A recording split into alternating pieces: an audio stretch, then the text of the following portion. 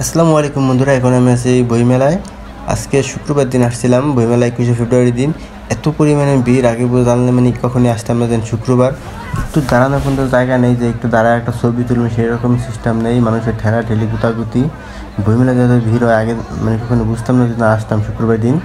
আগে পরে আমি অনেক আসছি বা তারপরেও আসছি, কিন্তু এখন এত ভিড় আমার সামনে কখনো করে নেই। বেশি ভিড়টার কারণ হচ্ছে হয়তো বা 21শে ফেব্রুয়ারি আবার শুক্রবার, যার কারণে অনেকটা ভিড় আর কি। আর আমি এখন আছি কিন্তু কাফির স্টলের সামনে। জানেন কাফির বেশ কিছু কারণে একটু দেখা যায়, কারণ এখন আর কাফির স্টলে নেই, কিন্তু কাফির স্টলে কিন্তু অনেক মানুষ ভয় আছে, ভিড়, কিন্তু কাফির স্টলে পাইলাম না। আর আমরা বাঙালি তো কারো উপরে ওঠা দেখলে ওটা আমরা সহ্য করতে পারি না, আমরা হিংসা জুলে ঘুরে যাই। যার কারণে কেউ যদি একটু উপরে ওঠা ধরে তাকে নামানো যাওয়ার কারণে সব কিছু করি।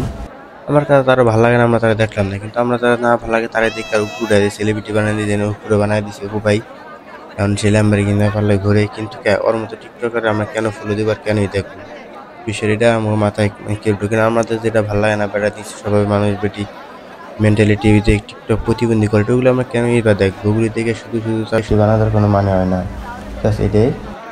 সো এটা না হয় বাতিয়ে দিলাম। সো এখন বইমেলায় কিন্তু প্রচুর পরিমাণে ভিড় দেখতে পাচ্ছেন। যারা শুক্রবার আসছেন তারা অবশ্যই জানেন কীরকম ভিড় বসছে আর কত মানুষের পকেট খালি হয়েছে, কারণ এতে ছিনতাইয়ের অনেক সুবিধা হয়েছে।